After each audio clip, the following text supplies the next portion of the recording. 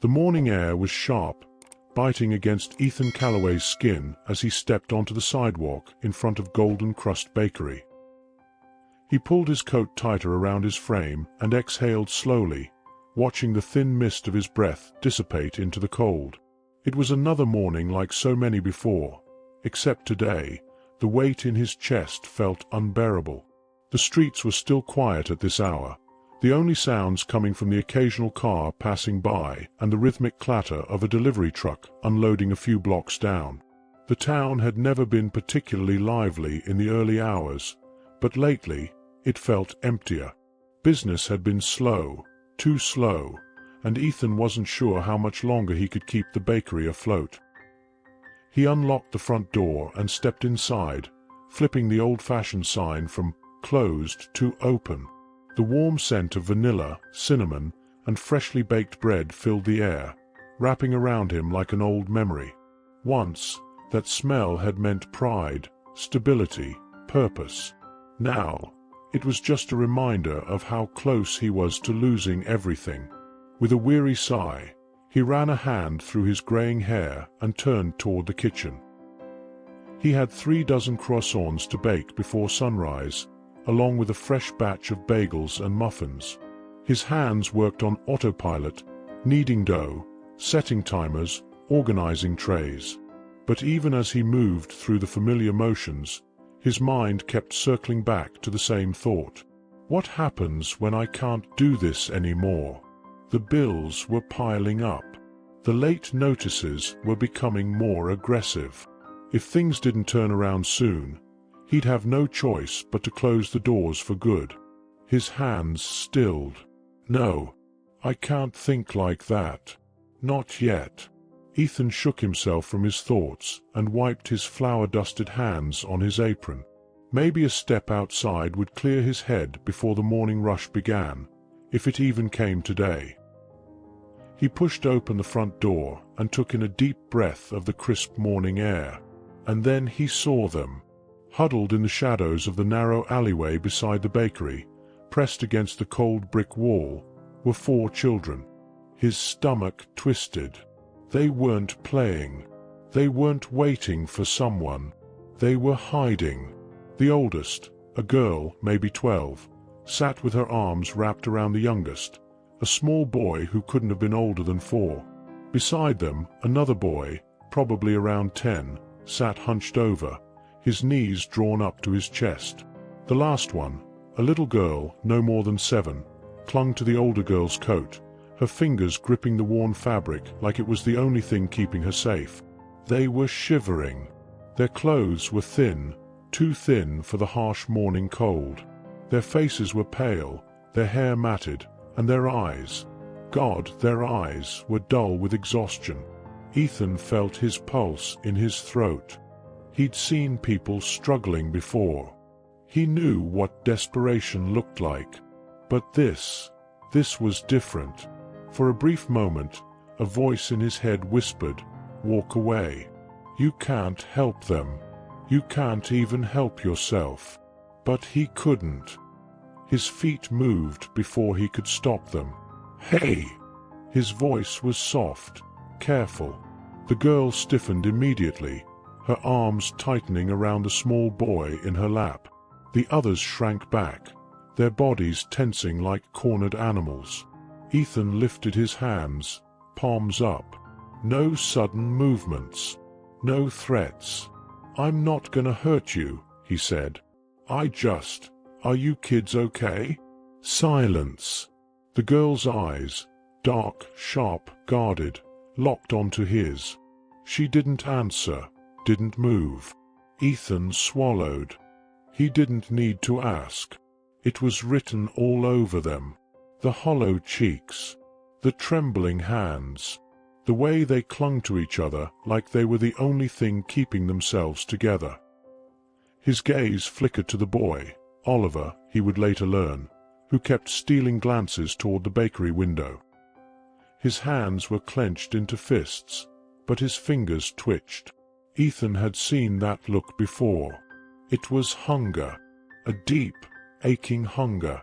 Ethan hesitated. "When was the last time you ate?" The girl's lips parted slightly, as if she were about to lie. But then, slowly, she shook her head. Ethan felt something squeeze in his chest. "Wait here," he said. He turned and walked back into the bakery, heading straight for the counter. He grabbed a paper bag and filled it with whatever he could grab: 4 fresh bagels, still warm from the oven, and 4 cartons of apple juice. It wasn't much, but it was something. When he stepped back outside, they hadn't moved. He crouched down in front of them, holding out the bag. "Here," he said. "It's on the house." The girl stared at him, unmoving. She didn't reach for it. "It's not poisoned," Ethan added, attempting a small smile. For a second, no one moved. Then Oliver's hesitation cracked. He snatched the bag from Ethan's hands and immediately tore into one of the bagels, devouring it in desperate bites. The little girl, Hazel, grabbed one too, biting into it carefully, her wide brown eyes flickering between Ethan and her sister. The youngest, Finn, held the juice box in his tiny hands but struggled with the straw. Ethan reached out, gently taking it from him, and pushed the straw through the hole. When he handed it back, the boy's blue eyes blinked up at him before he took a careful sip. Only the girl, the oldest, hadn't touched anything. Ethan studied her. "What's your name?" he asked. She hesitated. Then, in a voice stronger than he expected, she answered, "Lillian." Ethan nodded. "Nice to meet you, Lillian." He hesitated, then added, "Listen, I don't know what's going on with you four, but if you ever need a warm place for a little while, you can come inside, all right?" Lillian didn't respond. She just stared at him, like she was waiting for him to take back the offer. Ethan sighed, standing up. "Stay safe, kids," he said before turning back toward the bakery. As he pushed the door open, he stole one last glance over his shoulder. Lillian was still watching him, and for the first time, beneath the exhaustion, fear, and suspicion, there was something else. A flicker of hope. If you like interesting stories, leave your like, subscribe to our channel, and turn on notifications to stay updated with all our content. And let us know in the comments where you're watching this video from. We'd love to hear from you. Ethan tried to focus on work, but his mind kept drifting back to the children outside. Through the bakery's front window, he could still see them, huddled in the alley, clinging to the warmth of the bagels he'd given them. The little boy, Finn, sat cross-legged on the ground, holding his juice with both hands like it was something precious. Hazel, the smaller girl, chewed her food in slow, careful bites, while Oliver kept glancing around, as if expecting someone to chase them away. But it was Lillian who weighed on Ethan's mind the most. She barely ate, nibbling at a piece of bread with a kind of caution that only came from a long history of disappointment. She sat upright, tense, her body positioned between the younger kids and the open street, a silent guardian. Ethan had seen hardened men with less of a survival instinct than that girl. Something inside him twisted. He turned his attention back to the dough he was rolling out, but the usual rhythm of his work felt off. For years, baking had been his escape, his way of drowning out the noise of the world. But today, the silence was unbearable. With a frustrated sigh, he pulled off his apron and walked back outside. The kids tensed the moment they saw him, like they expected to be scolded for staying too long. Lillian's eyes flashed with warning, her back straightening. Ethan stopped a few feet away, holding up his hands in a non-threatening gesture. "Look," he said, his voice even. "I know I don't know you, and I know you don't trust me. That's fine. But it's freezing out here, and I've got a warm bakery with extra food. If you want, you can come inside for a while." Lillian's jaw tightened. She glanced at her siblings, their small faces filled with silent hope, and then turned back to Ethan. "We're fine," she said. It was a lie. A bad one. Ethan folded his arms, leaning slightly against the doorframe. Are you? She didn't answer. How long have you been out here? He pressed, softer this time. Still, no answer. The silence stretched between them, thick with things unsaid. Ethan didn't push any further. He knew when someone was hanging on by a thread, but he also couldn't just walk away. So instead, he sighed and nodded toward the bakery. I'm making fresh cinnamon rolls in about 15 minutes, he said casually. They taste best when they're hot. If you change your mind, doors open. Then, without another word, he turned and went back inside. He didn't look back. 15 minutes passed. Then 20. Ethan tried to convince himself to stop thinking about it, to focus on the work in front of him. But every time the bell over the bakery door jingled, his heart leapt, only to sink again when it was just a regular customer. Maybe he'd miscalculated. Maybe the kids had already moved on. But then, just as he was sliding a tray of golden brown cinnamon rolls out of the oven, he heard the softest creak of the front door. He turned slowly. Standing just inside the entrance was Oliver. His hands were shoved deep into his pockets, his shoulders hunched like he was expecting to be yelled at for stepping inside. Ethan kept his expression neutral, not wanting to spook the boy. You came, he said simply. Oliver swallowed, his gaze darting around the bakery, taking in the shelves lined with fresh bread, the faint glow of the oven, the warmth of the space. After a beat, he licked his lips and nodded. Lillian said not to. But Hazel and Finn are really cold. Ethan's throat tightened. Well, he said, keeping his voice light, there's plenty of warmth in here. A pause. Then, hesitantly, Hazel and Finn slipped inside behind Oliver. Finn immediately ran to the heating vent near the counter, pressing his tiny hands against the warm air. Hazel, still gripping the last piece of her bagel, stared wide-eyed at the glowing display of pastries. But Lillian remained outside.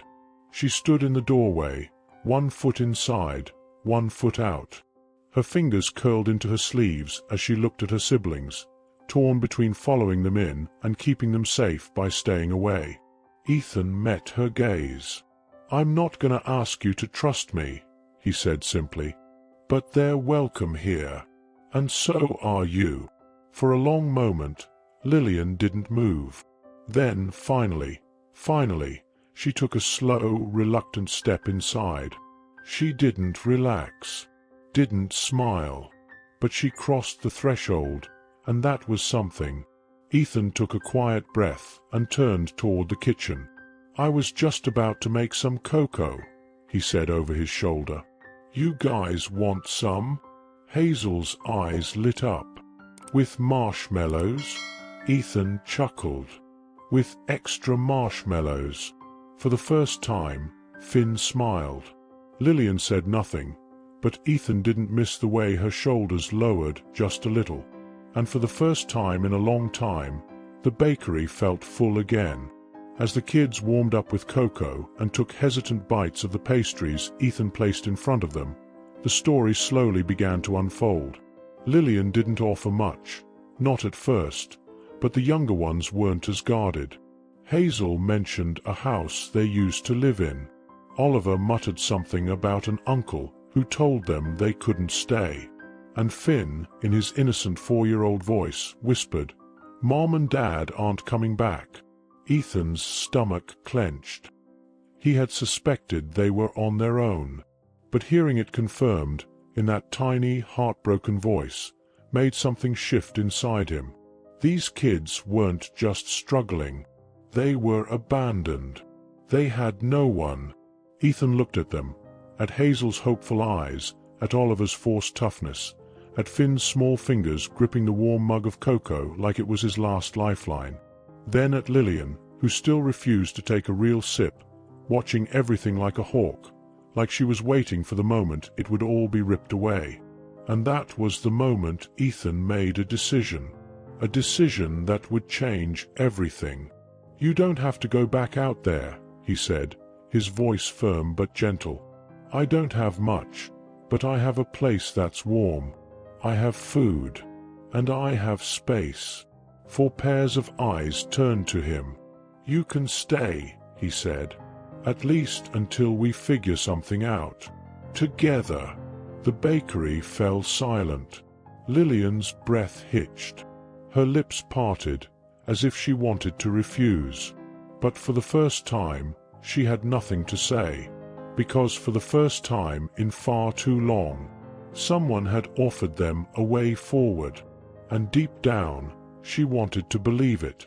The air inside Golden Crust Bakery was warmer than the children had felt in weeks.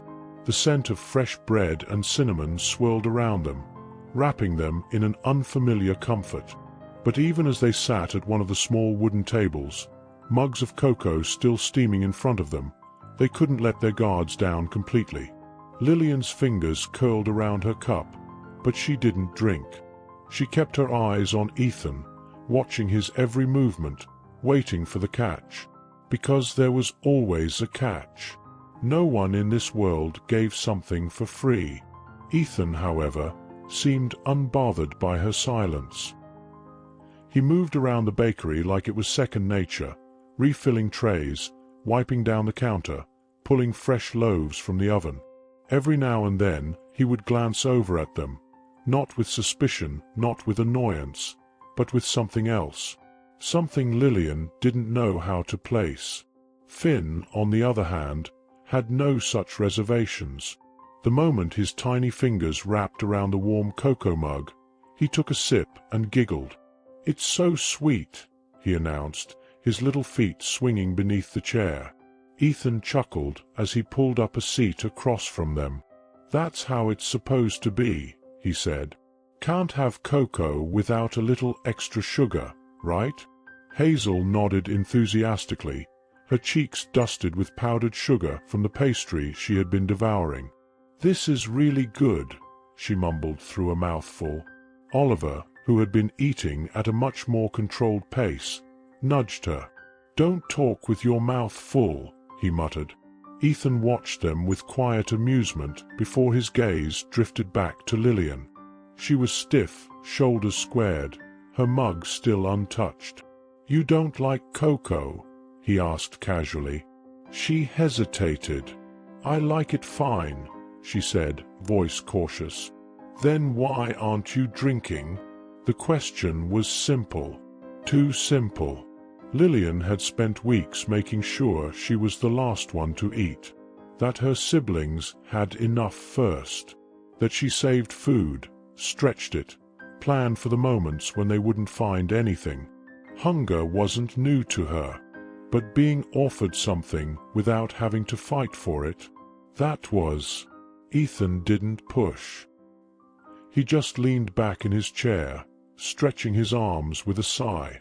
"Well," he said, "you don't have to drink it if you don't want to. But I'll tell you something I've learned about cocoa. It tastes better when you stop expecting the worst." Lillian narrowed her eyes. "And what do you expect?" she asked, voice sharp. Ethan studied her for a long moment before answering. "I expect," he said carefully, "that you've been let down too many times to believe in kindness." The words hit harder than she wanted them to. Lillian swallowed, looking away. Oliver shifted uncomfortably, clearly sensing the tension. He cleared his throat. "So," he said, trying to change the subject, do you run this bakery by yourself?" Ethan let the shift happen, nodding. "Yeah, been running it for years." "You don't have any help?" Hazel asked. "Not anymore," Ethan admitted. "Had an assistant once, but business slowed down, and I couldn't afford to keep him." Lillian raised an eyebrow. "So, if you're struggling," she said, "why are you helping us?" The question hung in the air, heavy and unspoken until now. Ethan rubbed his jaw, exhaling slowly. "Because sometimes," he said, "helping someone else reminds you that you're still standing, even when everything feels like it's falling apart. Silence. Hazel swung her legs beneath the chair. "That's kinda sad," she whispered. Ethan laughed, a real, genuine laugh that startled them all. "Yeah, kid," he said. "It kinda is." For a moment, the weight in the room lifted. Finn took another sip of his cocoa. Oliver studied the wooden beams along the ceiling. Hazel reached for another pastry. But Lillian still wasn't convinced. What happens when he changes his mind? What happens when he realizes we're too much trouble? What happens when he decides we're not worth the risk? She had seen it before. She had lived it before. And she wouldn't let it happen again. The rest of the morning passed in quiet routine. Customers trickled in, drawn by the smell of fresh bread, the promise of warmth in the middle of the cold morning. Ethan worked behind the counter, greeting them by name, exchanging small talk, wrapping loaves in brown paper. The bakery had a rhythm, a heartbeat, that had been missing something for a long time. And now, for the first time in a while, it felt full again. The children stayed seated, unsure of what to do with themselves.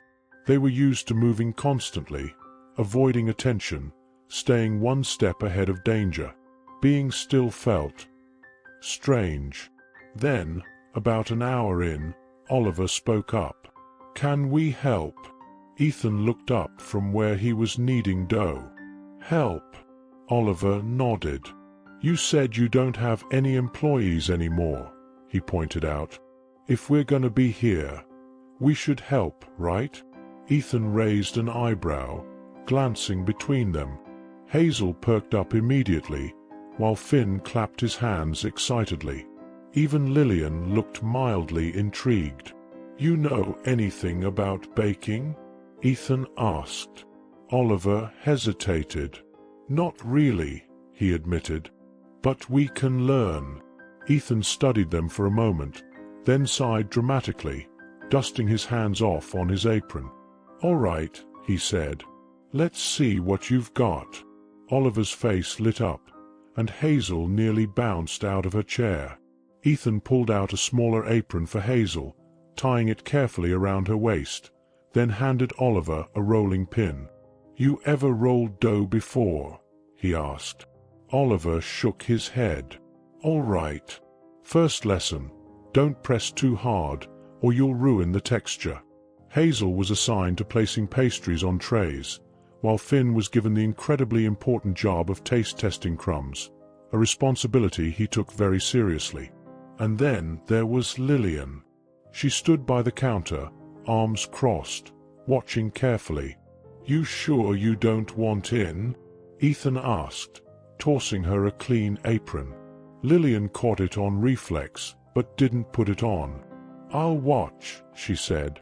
Ethan nodded. "Watching's a good start," he said easily. "But when you're ready, there's a spot for you too." Lillian said nothing. But for the first time, the thought didn't seem impossible. The bakery felt different that day. Laughter mixed with the scent of flour and sugar. The sound of Finn's giggles echoed between the wooden beams. Hazel's delighted squeals filled the air whenever she got a pastry placed just right. And for the first time in a long time, Ethan wasn't alone. Lillian still watched carefully, still held herself with a quiet wariness. But as the day passed, and the bakery filled with the warmth of fresh bread and new beginnings, she slowly realized something. Maybe, just maybe, they had finally found a place to stay. The following days at Golden Crust Bakery were unlike any Ethan had experienced in years. The once quiet space, where only the hum of the ovens and the occasional chatter of customers filled the air, was now bursting with energy. Hazel's soft giggles rang through the kitchen as she carefully arranged pastries on trays. Oliver, determined to prove himself, listened intently to Ethan's instructions, rolling out dough with newfound precision.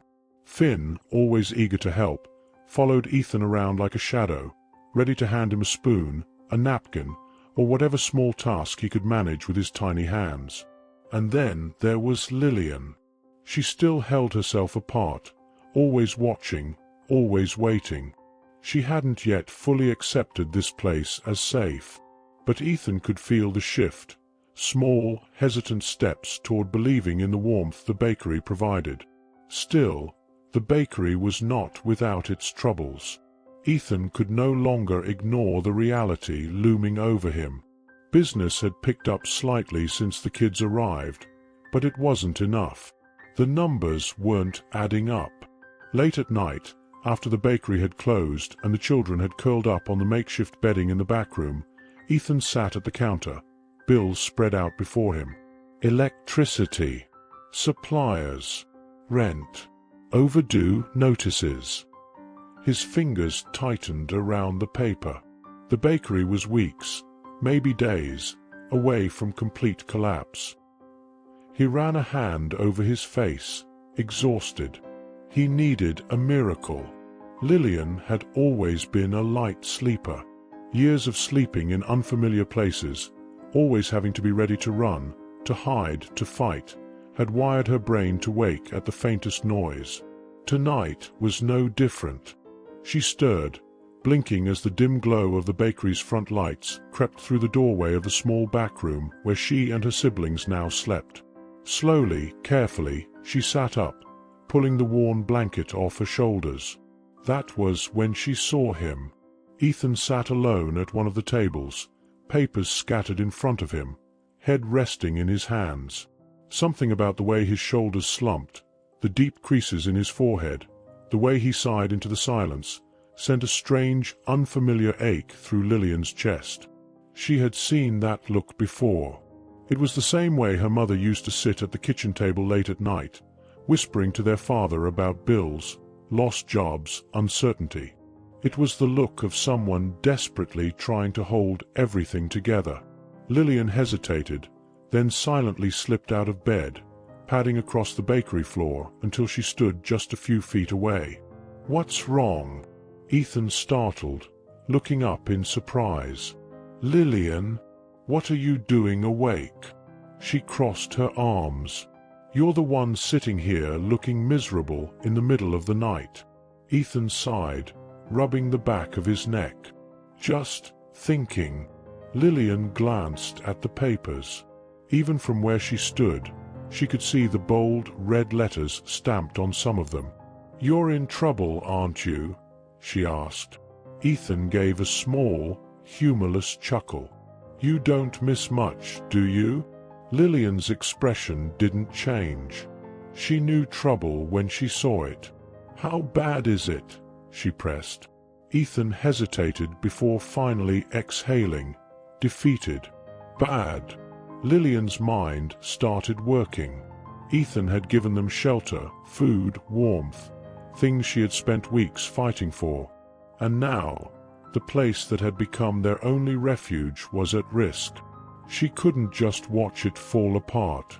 The next morning, while Ethan prepared the usual baked goods, Lillian pulled Oliver aside. "We need to help," she whispered. Oliver frowned. "Help how? We don't have money." Hazel, who had been eavesdropping, piped up. "What if we made something new? Something special?" Oliver rubbed his chin, considering. "People like new things.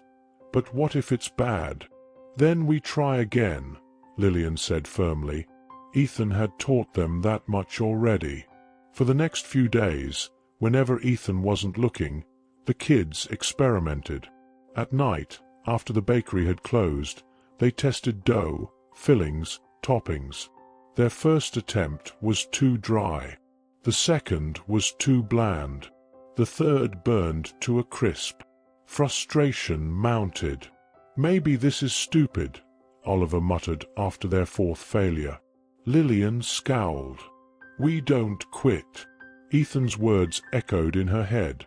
The perfection comes with patience. So they tried again, and again, until, finally, it happened. A perfectly soft roll, filled with a warm, gooey maple syrup center, topped with a sprinkle of cinnamon and brown sugar, golden and sweet and comforting. Oliver took a bite. His eyes widened. Hazel gasped. Finn clapped. Lillian simply smiled. They had created something special, and they had the perfect name for it: the Sunrise Roll. Ethan was utterly confused when he stepped into the bakery the next morning and found the kids standing in front of the oven, smirking like they were keeping a secret. "What's going on?" he asked, raising an eyebrow. Lillian stepped forward, confidence in her stance. "We made something," she said. Ethan blinked. "You, what?" Oliver slid a tray onto the counter. "Try it." Ethan hesitated. Then, with curiosity getting the better of him, he picked up one of the golden rolls and took a bite. The second it hit his tongue, his eyes widened. The soft texture, the rich maple syrup, the perfect balance of sweetness and warmth. This was good. No, this was incredible. "You made this?" he asked, stunned. Lillian crossed her arms. "Yep." Hazel beamed. "Do you like it?" Ethan swallowed, still trying to process what just happened. This is amazing." Oliver grinned. "We were thinking, maybe you could sell them?" Ethan looked at the roll in his hand, looked at the hope in their faces. Then he laughed, a real, genuine laugh. "You kids," he said, shaking his head in disbelief, "just might have saved this bakery." Lillian smirked. "That's the idea." Ethan looked at them, at Oliver's quiet determination, Hazel's excitement, Finn's pure joy, and Lillian's sharp, unwavering confidence, and something inside him shifted. He wasn't alone in this fight anymore. For the first time in a long time, he wasn't carrying this burden by himself.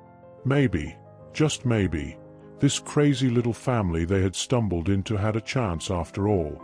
By the time Golden Crust Bakery opened its doors that morning, the first batch of Sunrise Rolls was carefully arranged in the front display case.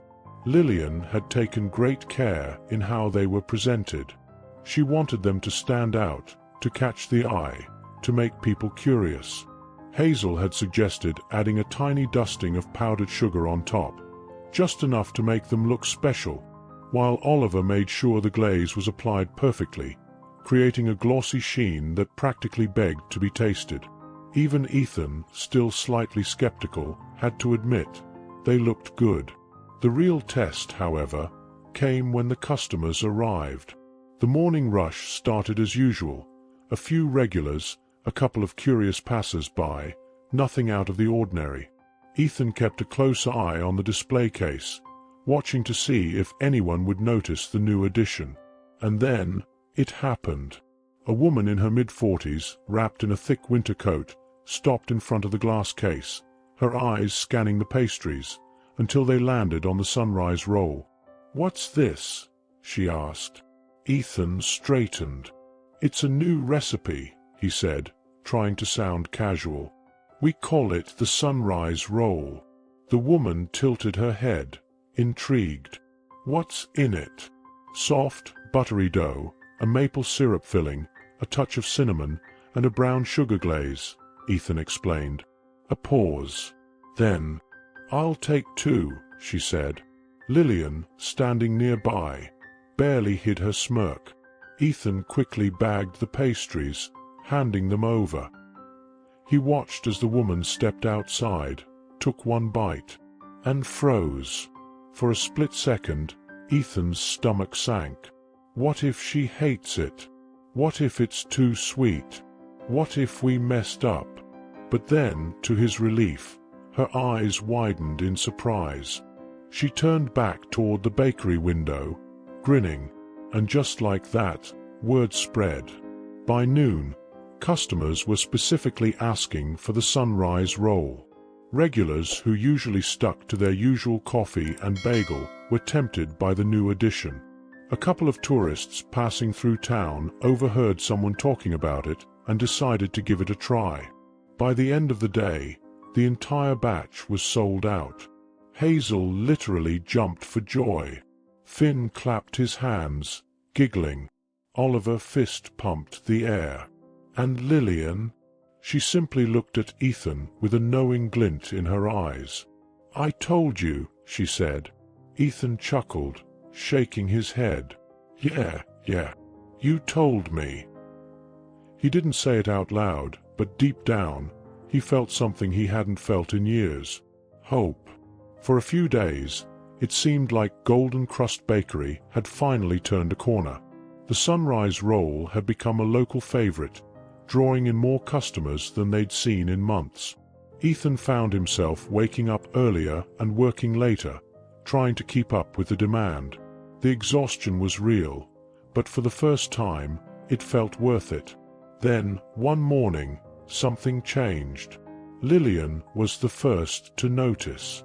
She had gone out early to pick up a few supplies when she passed by Baker's Bliss, the largest and most popular bakery in town. Her steps halted when she saw it. There, displayed proudly in their pristine glass case, was a pastry that looked shockingly familiar. A soft, golden brown roll, a glossy cinnamon glaze, a swirl of maple filling, and right above it, a handwritten sign. Introducing the Morning Glory Roll, our newest specialty. Lillian's blood ran cold. She didn't hesitate. She turned on her heel and sprinted back to Golden Crust. Ethan was preparing the morning's first batch when Lillian stormed into the kitchen. "They stole it," she said breathlessly. Ethan looked up, confused. "What?"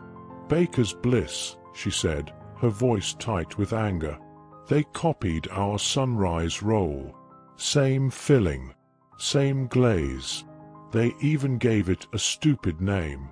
Ethan's stomach dropped. Lillian wasn't exaggerating. Baker's Bliss was a big deal.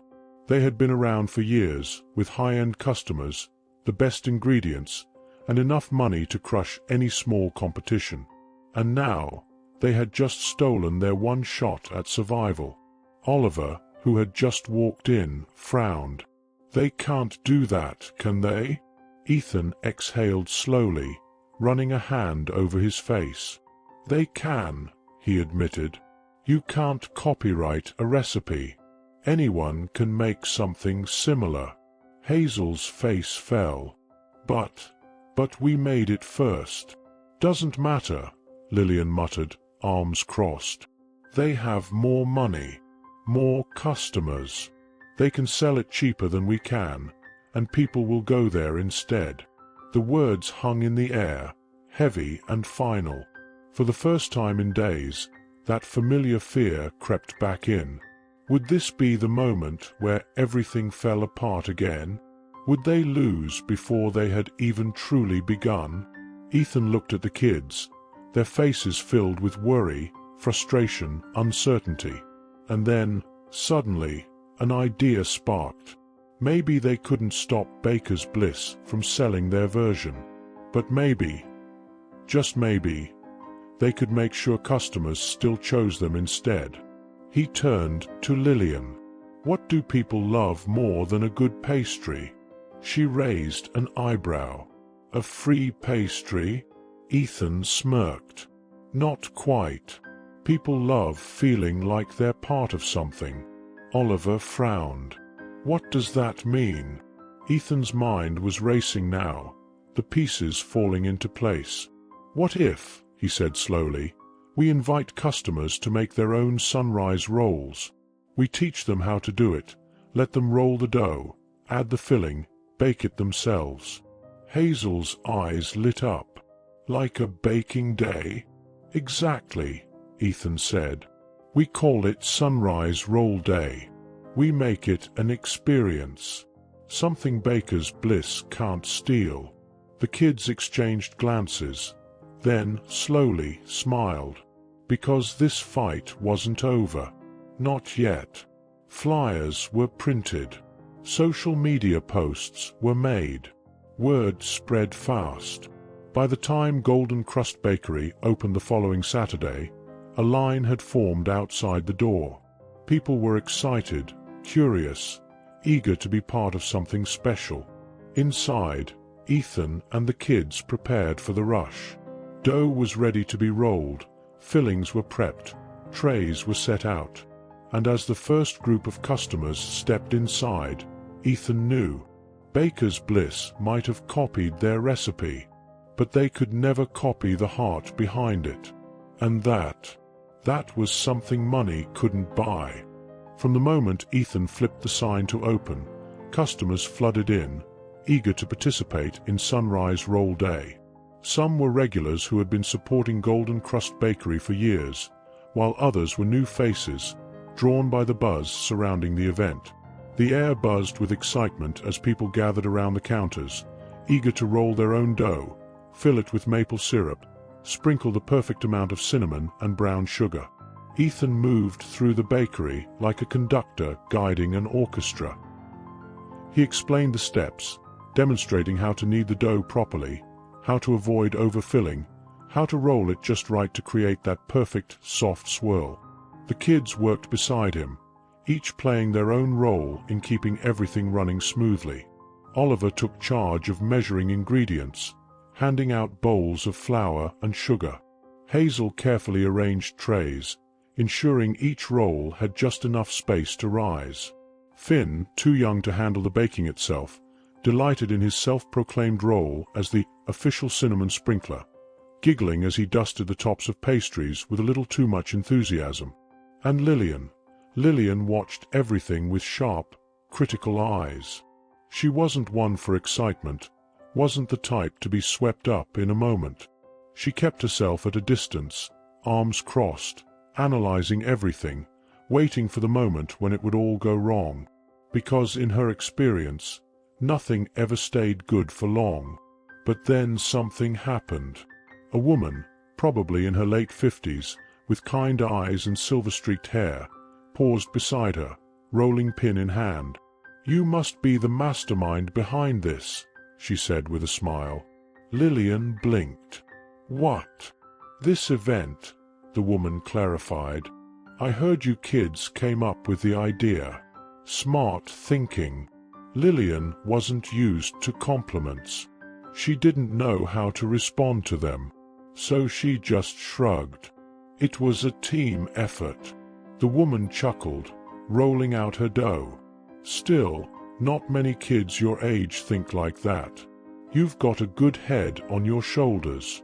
Lillian didn't know why those words affected her the way they did. Maybe it was because, for so long, she had only ever been told what she couldn't do, what she wasn't allowed to hope for. She swallowed, shifting on her feet. "Thanks," she mumbled. The woman just smiled and kept working, as if she hadn't just unraveled something inside Lillian that she didn't know how to put back together. The event continued, laughter and chatter filling every corner of the bakery. People weren't just buying pastries, they were experiencing something, sharing something. Parents helped their children roll dough, couples playfully debated over the right amount of cinnamon, elderly customers reminisced about baking with their grandmothers when they were young. This wasn't just about selling a product anymore. It was about creating a memory. And Ethan knew, in that moment, that Golden Crust Bakery wasn't just fighting to survive. It was becoming something more. The day ended with every single Sunrise roll sold. The line had lasted for hours, and by the time the last customer left, Ethan was exhausted, but in the best way possible. The kids collapsed into chairs, Hazel dramatically throwing her arms over her head. "I've never worked so hard in my life," she groaned. Oliver smirked. "You rearranged napkins most of the time." "Exactly," Hazel said. "It's exhausting." Finn, sitting on the counter with his legs swinging, yawned. "Can we do it again tomorrow?" Ethan laughed. "Not tomorrow, kid. But soon." Lillian sat quietly, watching the others as they celebrated their success. She should have been happy, should have felt relieved. But something about today had unsettled her. Not in a bad way, but in a way that made her feel like she was standing at the edge of something big. Something she wasn't sure she was ready for. Later that night, after the bakery was cleaned and locked up, Ethan sat down at the counter, pulling out the stack of bills he had been dreading to look at. But this time, something was different. For the first time in months, he had enough to cover them. Maybe not all of them. Maybe not enough to erase the struggle completely, but enough to keep going. And for now, that was everything. The next morning, Golden Crust Bakery was busier than ever. The success of Sunrise Roll Day had created a ripple effect. New customers came in daily, curious about the pastry that had become the talk of the town. Ethan expanded the production, waking up before dawn to ensure there were enough for the growing demand. And for the first time in a long time, the bakery felt alive again. But success always comes at a price. And Ethan was about to find out that not everyone was willing to let them win so easily. That afternoon, while Lillian was wiping down the counter and Oliver was stacking trays, the doorbell jingled. A man stepped inside. He was tall, clean-cut, dressed in a crisp suit that looked out of place in the cozy bakery. His presence was wrong, too formal, too deliberate. His sharp, calculating eyes scanned the shop, landing directly on Ethan. Ethan stiffened. He knew that look. He had seen it before years ago, when a competitor had tried to buy out his first bakery in another town. The man walked forward, offering a polished smile. "Mr. Calloway?" Ethan nodded cautiously. "That's me." The man extended a business card, sleek and professional. "My name is Andrew Dalton," he said smoothly. "I represent Baker's Bliss." The air in the bakery shifted instantly. Lillian froze mid-wipe, Oliver's hands tightened around the tray he was holding, and even Hazel, usually oblivious to tension, stilled. Ethan didn't take the card. He didn't need to. He knew exactly why this man was here. Andrew Dalton smiled. "I believe we have some things to discuss." And just like that, the fight for Golden Crust Bakery had taken a dangerous new turn. If you're enjoying this story, leave your like, subscribe to our channel, and turn on notifications to stay updated with all our content. Ethan took a slow, steady breath as he glanced down at the sleek business card resting on the counter. The logo of Baker's Bliss was printed in elegant gold lettering, the name Andrew Dalton, Corporate Development Manager, standing out in crisp black ink. He didn't touch it. Didn't need to. His instincts had already told him everything he needed to know. Lillian had moved to the side, her body tense, arms crossed tightly over her chest. Oliver, standing just behind Ethan, looked ready to throw the nearest bread roll at the man. Hazel and Finn, sensing the shift in the air, had gone silent. Andrew Dalton, for his part, remained calm, smiling in that perfectly rehearsed, corporate way that made Ethan's stomach turn. "I won't waste your time, Mr. Calloway," Dalton said smoothly, adjusting the cuffs of his expensive suit.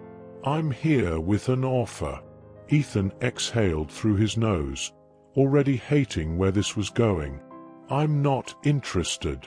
Dalton chuckled lightly, as if amused. "You don't even know what I'm offering yet." "I don't need to," Ethan replied flatly. "I know how your company operates.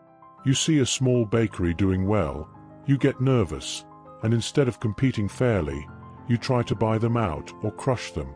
Dalton tilted his head slightly, not denying it. "It's just business, Mr. Calloway." Lillian clenched her jaw, fists tightening at her sides. She had seen men like this before. Men who used money and power to control people, who thought they could take whatever they wanted simply because they could afford to. She despised them. Dalton continued, unfazed. "Here's the deal. Baker's Bliss is willing to purchase Golden Crust Bakery for a very generous sum. More than enough for you to walk away with a comfortable future. Ethan's jaw tightened. And if I say no? Dalton sighed, shaking his head. Then you'll be making things much harder for yourself. He took a slow step forward, lowering his voice just slightly. Not a direct threat, but close enough to make Ethan's stomach twist. Look, you've had a good run, Dalton said. You're talented, hard-working. But let's be honest. Your bakery is small, your resources are limited, and your competition is, well, us. Ethan felt his fists tighten at his sides. He had spent years pouring his heart into this place, sacrificing sleep, pushing through failures, building something out of nothing. And now, after finally finding a glimmer of hope, these corporate vultures wanted to swoop in and take it all away. No, not a chance. Lillian spoke before Ethan could. You can't scare us, she said coldly, stepping forward. Dalton turned his gaze to her, mildly surprised. And you are? Someone who's not stupid enough to fall for your fake politeness, she shot back. We know what you're doing. You want us gone because you know people like our bakery more than yours. Ethan glanced at her, both impressed and concerned by the fire in her voice. Dalton's smile never wavered, but there was a flicker of something behind his eyes. Annoyance, maybe even amusement. Confidence, he mused, tapping his fingers lightly against the counter. That's good. But confidence doesn't pay rent. And from what I hear, Mr. Calloway, you're, let's say, financially stretched. Ethan felt the hit land. Of course they knew. Baker's Bliss had deep pockets and deep connections. It wouldn't take much effort to dig into Golden Crust Bakery's financial struggles. Dalton leaned in slightly. You can struggle to keep this place afloat for a few more months, maybe a year if you're lucky. But sooner or later, we'll win. It's inevitable. Silence. Ethan could feel the eyes of the kids on him, waiting for his answer, waiting to see if he would fold under the pressure. Slowly, deliberately, he reached forward and picked up the business card. For a second, Lillian's stomach dropped. Was he actually considering it? Then, just as calmly, Ethan ripped the card in half. Dalton blinked. Lillian smirked. Ethan met Dalton's gaze, his voice steady. If you're done wasting my time, he said, you can see yourself out. Dalton's jaw tightened for the first time. It was subtle, but Ethan caught it. The slight twitch of frustration, the barely perceptible shift in his polished demeanor. The man wasn't used to hearing no. Finally, Dalton gave a slow, measured nod. All right, he said. Have it your way. He turned, buttoning his suit jacket as he headed for the door. But just before stepping outside, he paused, glancing back over his shoulder. Just remember, Mr. Calloway, he said smoothly, we always win in the end. Then he walked out. The moment the door shut behind him, the tension in the room crashed like a wave. Oliver let out a breath he didn't realize he'd been holding. Hazel shuddered. Finn clung to the edge of Ethan's apron, sensing something was wrong but not fully understanding how bad it could get. Ethan turned back toward them, forcing a small, reassuring smile. It's all right, kids, he said. We're not going anywhere. Lillian, still staring at the door, muttered, Maybe not. But neither are they. Because she knew, just like Ethan did, this wasn't over. Baker's Bliss wouldn't just walk away. They had power, influence, money, and when they couldn't buy their way to victory, they would find other ways to crush their competition. Ethan had faced tough battles before, but this time, it wasn't just his business on the line. It was their home, and he wasn't going to let anyone take it away. The tension in Golden Crust Bakery lingered long after Andrew Dalton had left. Even after the door had swung shut, Even after his polished footsteps had disappeared down the street, his words remained, hanging in the air like the scent of something burning. "We always win in the end." Lillian had heard threats before. She had learned, over the years, how to tell when someone was serious, when they had the power to back up their words. And Baker's Bliss? They weren't just playing. They would come back. She could feel it. Ethan, however, tried to shake it off. "All right, that's enough brooding," he said, forcing lightness into his voice as he wiped his hands on a towel. "We've got work to do." Hazel, still looking unsettled, chewed on her lip. But what if he meant it? "He did mean it," Lillian muttered. Oliver frowned. "So what do we do?" Ethan exhaled. "We keep baking." It was a simple answer. Maybe even too simple. But what else could they do? They couldn't fight Baker's Bliss in court. They couldn't outspend them. But they could keep going. So that's what they did. For the next few weeks, they threw themselves into the bakery with everything they had. They made more sunrise rolls than ever, experimenting with new flavors: pecan caramel, vanilla cream, a holiday special with spiced apple filling. They expanded the menu, adding fresh loaves of rosemary bread, soft honey butter biscuits, new blends of coffee. Ethan poured himself into the work, waking up before dawn, staying up long after the ovens had cooled. The kids became an inseparable part of the routine, Oliver perfecting his dough rolling technique, Hazel managing the front counter with a signature bright smile, Finn charming customers by handing out tiny free samples. Even Lillian, always careful, always watching, began taking on more responsibility, handling the money, tracking sales, ensuring nothing went to waste. And for a while, it seemed to be working. Customers kept coming. The bakery was busier than ever. The numbers were finally starting to balance.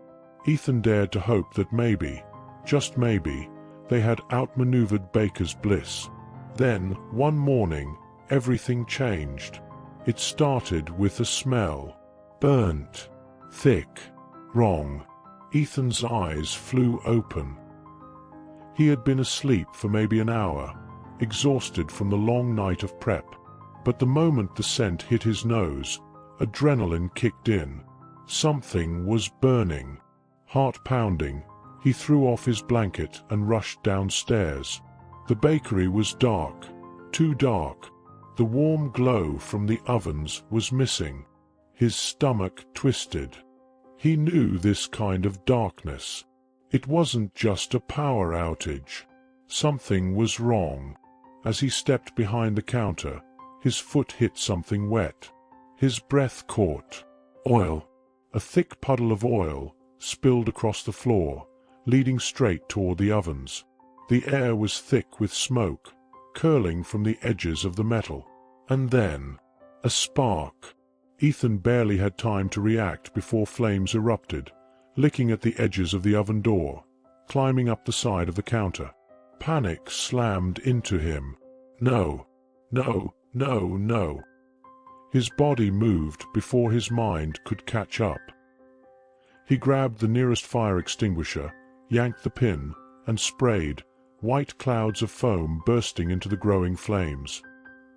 He didn't stop, didn't think, didn't breathe until the fire was out, smothered, gone. The bakery fell into an eerie silence. Ethan stood there, gasping for breath, heart hammering. His hands were shaking. The fire hadn't spread far, thank God, but the damage was clear. The oil had been deliberately spilled, the pilot light tampered with. This wasn't an accident. Someone had tried to burn the bakery down. His stomach twisted into a knot of pure fury. Baker's Bliss. It had to be. The threats, the pressure, the way Dalton had looked at him that day, like he was nothing more than an obstacle to be removed. Ethan clenched his fists. They had crossed a line. When the kids woke up, they immediately knew something was wrong. Ethan hadn't spoken much. hadn't explained, just told them firmly that they would be closed for the day while he cleaned up the mess. But Lillian wasn't stupid. She saw the soot marks on his arms, the faint smell of burnt oil still clinging to the air. She grabbed his wrist, forcing him to look at her. What happened? Ethan hesitated. Then, quietly, someone tried to set the bakery on fire. The words were like a punch to the gut. Oliver's face went pale. Hazel gasped. Finn, still too young to fully understand, clung to Ethan's side, his small fingers gripping the fabric of his shirt. Lillian's blood boiled. "Baker's bliss," she said, her voice like steel. Ethan didn't confirm it. Didn't have to. The look in his eyes said everything. Lillian's hands curled into fists. "We can't let them get away with this." Ethan sighed, running a hand through his hair. "I don't know what we can do, kid. They have money, influence. Even if we report this, they'll cover it up," she finished bitterly. Silence. The air in the bakery was heavy. And then, slowly, Lillian straightened. Her mind was already working, calculating. She had spent years surviving, years learning how to fight back in a world that didn't care whether she lived or starved. She had learned one very important lesson. When you can't fight with strength, you fight with strategy. "They want to play dirty," she murmured. "Fine." Ethan frowned.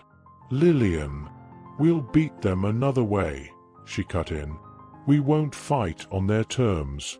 We'll fight on ours." Oliver, eyes still wide with shock, swallowed hard. "How?" Lillian looked up at Ethan, her dark eyes sharp, steady. "They want to destroy us," she said. "Then we make sure this bakery becomes too big to destroy." And just like that, the fight changed. This wasn't just about saving the bakery anymore. This was about winning. And Lillian Calloway had never lost a fight that mattered. Not before. Not now. Not ever. Not in the physical sense. He wasn't the kind of man to throw punches or seek out conflict. But when life had knocked him down, when he had faced losses, failures, and heartbreak, he had kept going. He had fought to build this bakery from nothing. And now, after everything, he was watching someone try to take it away from him. No, not just someone. Baker's bliss. They had copied the sunrise role. They had tried to buy him out. And when none of that worked, they had resorted to arson. This wasn't just about competition anymore. This was a declaration of war. And Ethan wasn't going to lose. The bakery remained closed for the day while Ethan and the kids cleaned up the damage. The fire hadn't spread far, but it had left behind blackened scorch marks, the smell of burnt oil clinging to every surface. Ethan scrubbed the floors while Oliver wiped down the counters. Hazel cleaned the display case, while Finn, eager to help, carried small towels back and forth. But Lillian wasn't cleaning. She was planning.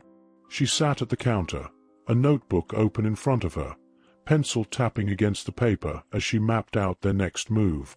Ethan eyed her warily. "You've got that look again." "What look?" she asked, not glancing up.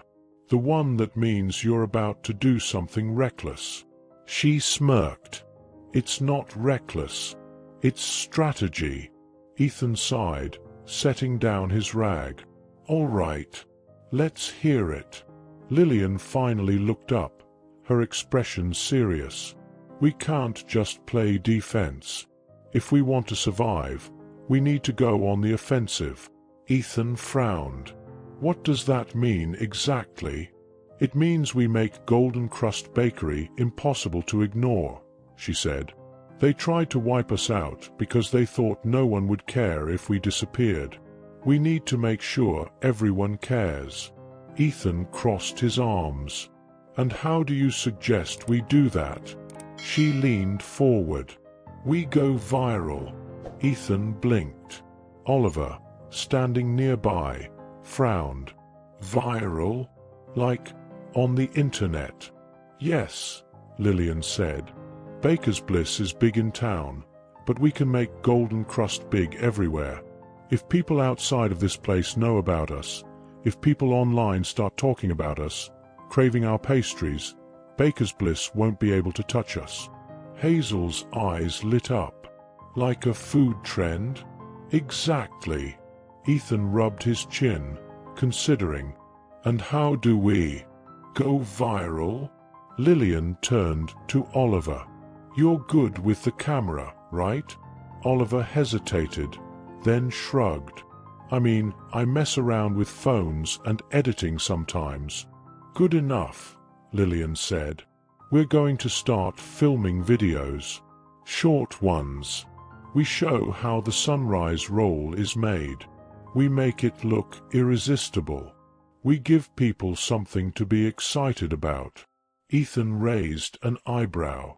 "And you think that'll be enough?" "No," Lillian admitted. "Which is why we're also going to tell our story." Ethan frowned. "What do you mean?" Lillian's expression hardened. "People love an underdog.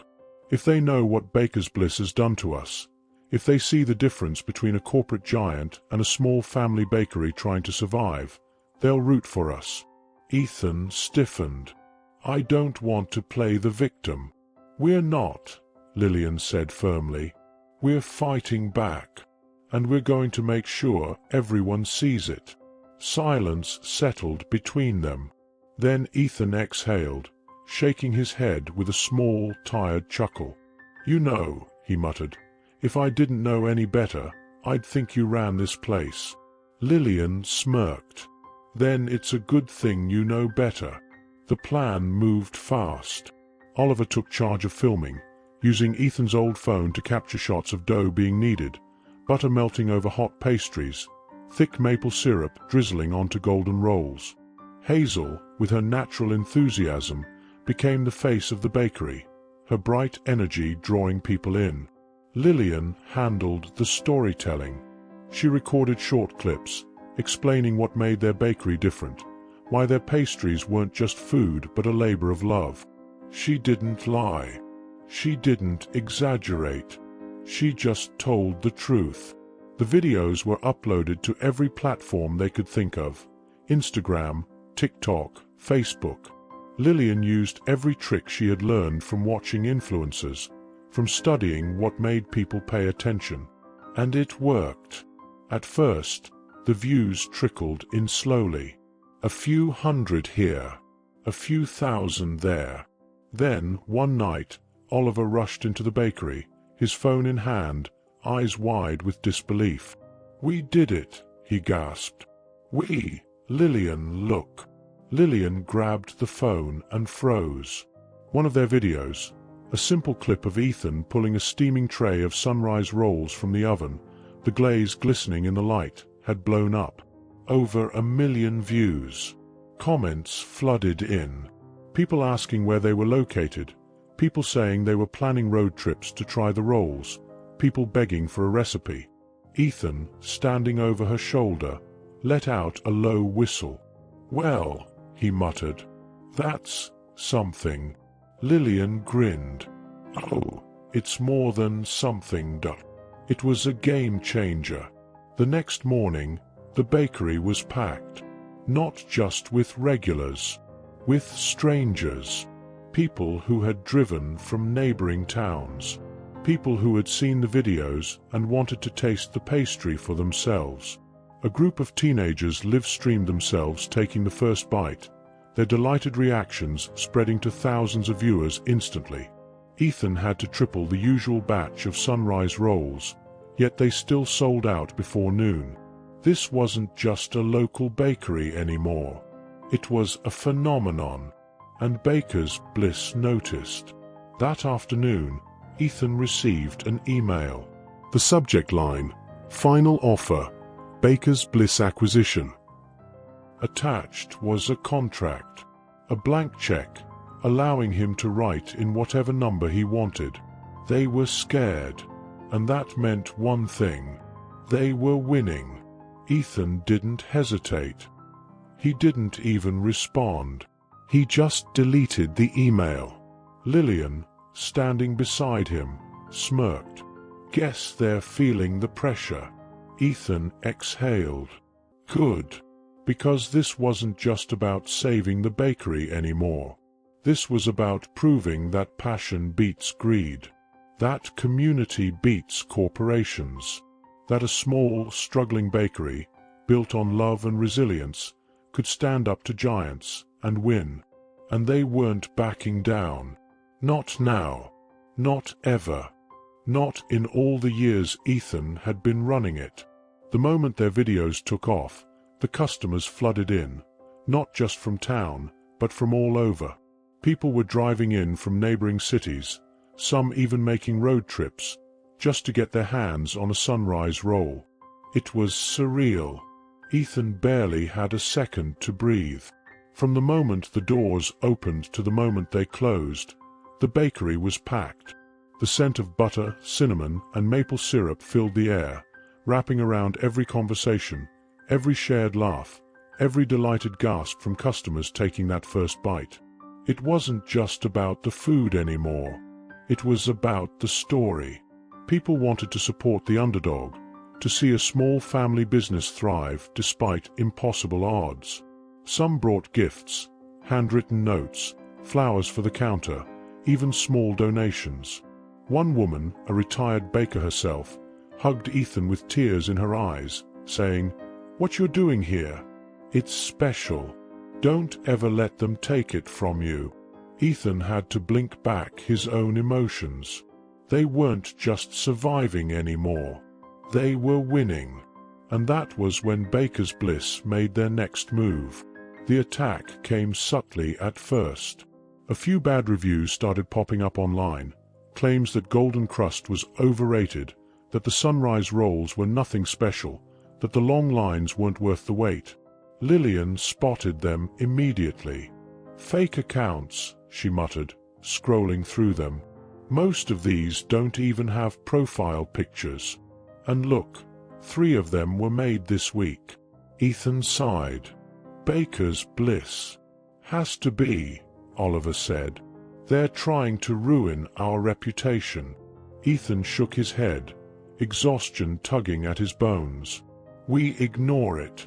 People will see through the lies." And for the most part, they did. For every fake negative review, there were dozens of real ones praising the bakery, sharing photos, recommending it to friends. The support was stronger than the sabotage.